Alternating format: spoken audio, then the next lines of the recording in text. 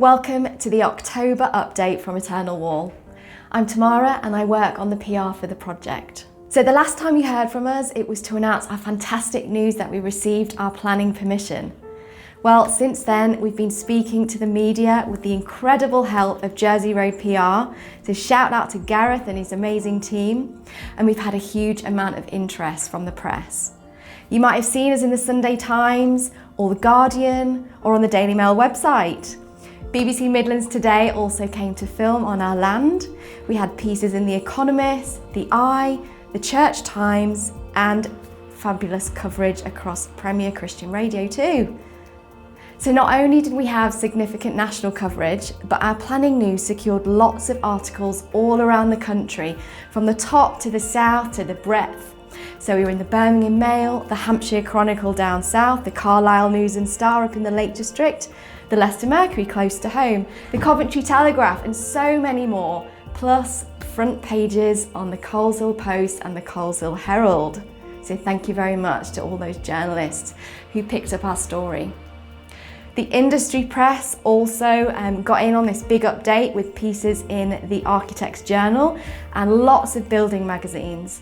And that's not to mention the many interview requests we had from the BBC local radio. Richard was up early in the morning doing interviews back to back with the likes of BBC West Midlands, Coventry and Warwickshire, BBC Radio Leicester, the list goes on and on. So we estimate that the reach of this story is about 25 million people. So you could say that we made a big noise. We've had loads of donations coming in, we've had loads of answered prayers coming in through our website on the back of this news, and lots of people wanting to volunteer. But you know, the most rewarding thing is all the conversation that started to be generated by our news. We've had lots of people chatting online, we've had lots of people sharing the news on social platforms, and that's our desire for Eternal Wall as a piece of art to provoke a conversation about prayer and debate about what prayer means to people and whether it should be part of their life. And we've literally had thousands of people talking about it already, and that includes the press. After speaking to Richard, BBC Radio 5 Live had a phone in all night to get people's opinions about prayer. And BBC Radio 4 also recorded a show on the topic with Richard as a guest. Just imagine what level of conversation is going to be created once this is all built. We've been absolutely thrilled with all this interest because it's meant that more people have been able to hear about what's going on with this fantastic project who weren't aware of it before. So thank you for donating. Thank you for sharing your answered prayer. Thank you for catching the vision for this project. As you can imagine, the last few weeks have been extremely exciting, but also very tiring.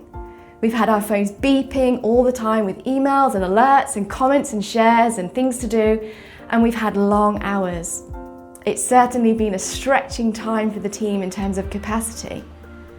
So what we've decided is we're taking a deep breath for the next few weeks, taking the time to think about the project, to get our heads together, to plan for the coming months as we move ever closer to building this historic piece of public art.